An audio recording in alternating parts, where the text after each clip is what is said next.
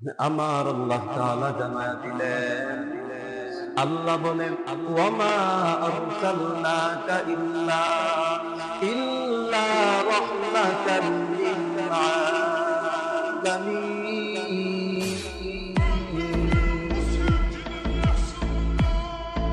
পবিত্র কালামুল্লাহর মাঝে আমার আল্লাহ দুনিয়ার মানুষকে বলে দিলেন, এরে দুনিয়ার মানুষ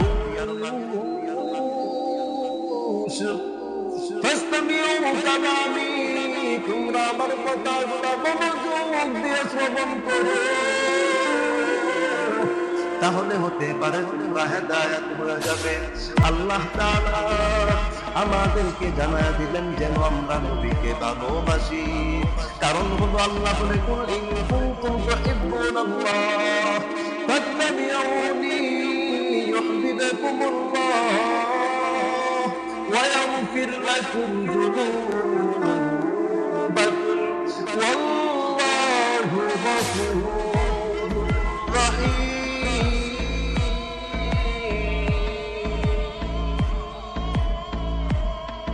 ভাইরা আমার আল্লাহ বলে তোমরা যদি আমি আল্লাহকে ভালোবাসতে চাও, আমার নবীকে ভালোবাসো,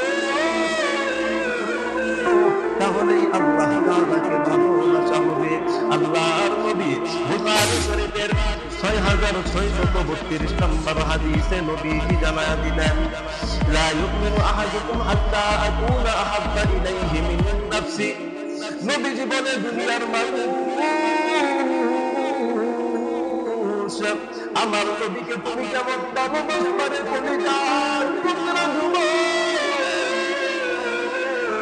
আমার নবীকে কেমন ভালোবাসবা। নবীজি বলেন আমি নবীকে তোমার জানের চাইতেও বেশি ভালোবাসতে হবে। যদি না বাঁচারে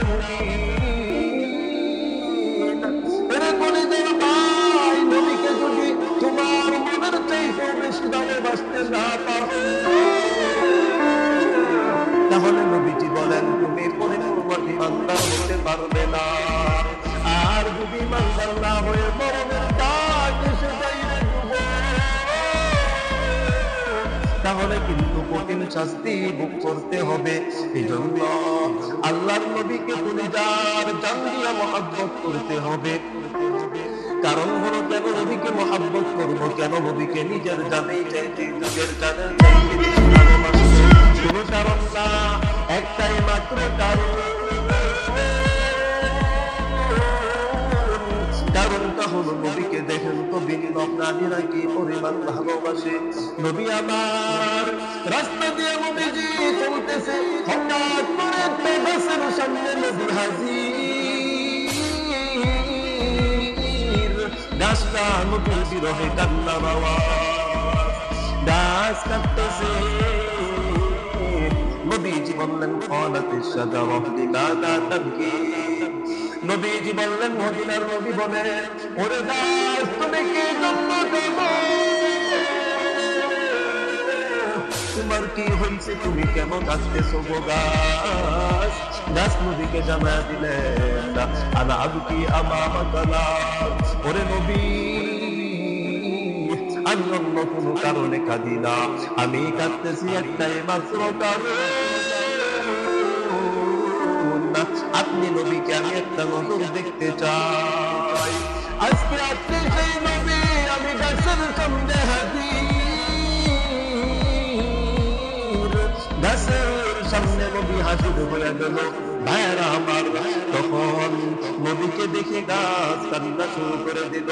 ভিন্ন একটা প্রাণী হরিণী জঙ্গলের দিয়া নবী চলতেছে, হঠাৎ করে নবীর সামনে একটা হরিণী হাজির। হরিণীটা নবীকে সালাম জানায়, হরিণীটা নবীজিকে বলে দিল আসসালামু আলাইকুম ইয়া আইয়ুহার রাসূল। ওরে মায়ার নবী, ওরে কলিজার টুকরা নবীর আশিক, তোমরা যারা নবীকে ভালোবাসতে চাও তাহলে নবীর ভালোবাসা একটা হরিণীর কাছ থেকে শিখে নাও। কি পরিমাণ হরিণী নবীজিকে ভালোবাসত। সামান্য একটা সাপ রাস্তা দিয়ে নবীজি চলতেছি, সাপটা মাথা বের করে রাখলো। নবী যখন সাপের কাছে চলে আসলো তখন সাপটা মাথা চুকে আরো বের করে দিল। কেমন যেন সাপটা নবীকে দেখার জন্য পূর্ব থেকে আগ্রহী হয়ে থাকলো। এবার আমার নবীজি দৌড়ে বলেন, সাপ তুমি কেন আবার সামনে হাজির হয়েছ? সাপটা নবীজিকে বলে, নবী আপনাকে একটা নজর দেখার জন্য আমি বছর কি বছর ধরে এখানে অপেক্ষা করতেছিলাম। আজকে সেই নবীকে পাইয়া সাপের চেয়ে আনন্দের জীবন।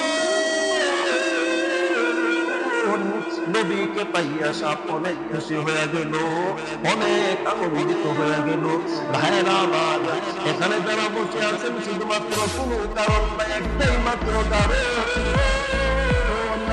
মদিনার নবীর আশিক।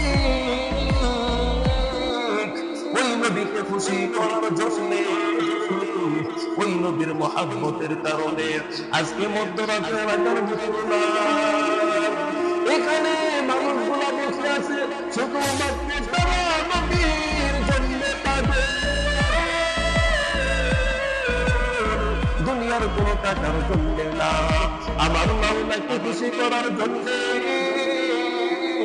আল্লাহকে একমাত্র খুশি করার জন্য, তার নবীকে খুশি করার জন্য এই মানুষগুলা বসে আছে। এরা কি চায়? এরা আমার মাওলার দিদার লাভ করতে চায় রে মুমিন। আল্লাহকে দেখে বলো, হে মালিক, তোমাকে খুশি করার জন্য আয় আল্লাহ দুনিয়ার কোটি টাকার সম্পদ কিছুই চাই না, শুধুমাত্র তোমার একটু ভালোবাসা চাই, তোমার একটু দিদার লাভ করতে চাই গো আল্লাহ।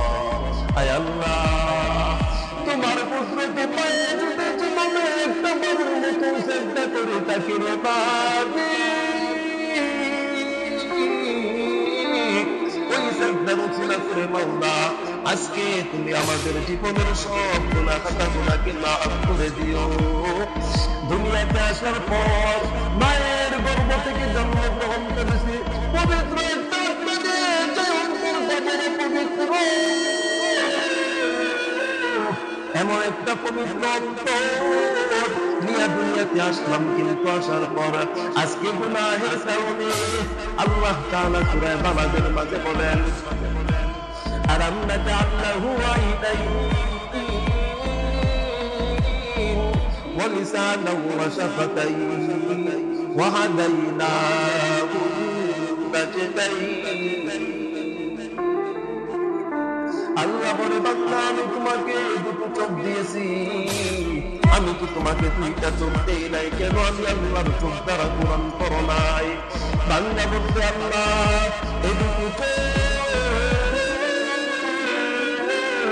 তুমি দিয়েছিলা তোমার কোরআন পড়বো, কিন্তু আল্লাহ পারি নাই গো মালি। দয়া করে মাওলা তুমি মাফ করে দাও আল্লাহ। আজকে আমার গুনাহের কারণে আমার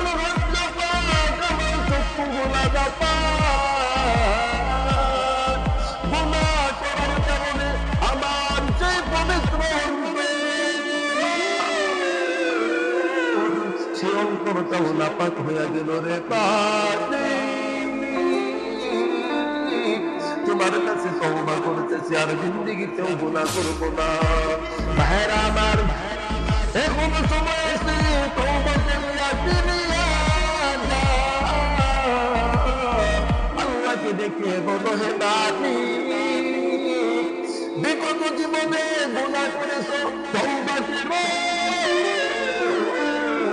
আল্লাহ তাআলা তওবার দরওয়াজা দিয়ে ডাকতেছেন। এজন্য ভাইরা আমার, দুনিয়ার জীবনে আসার পর অনেক গুনাহ করেছি রে মুমিন, আল্লাহর কাছে অন্তর দিয়া মুহাব্বত নিয়া ভালোবাসা দিয়া বলো, আয় আল্লাহ বিগত জীবনে অন্যায় করেছি, আমাদের অন্যায় গুলাকে তুমি মাফ করে দাও।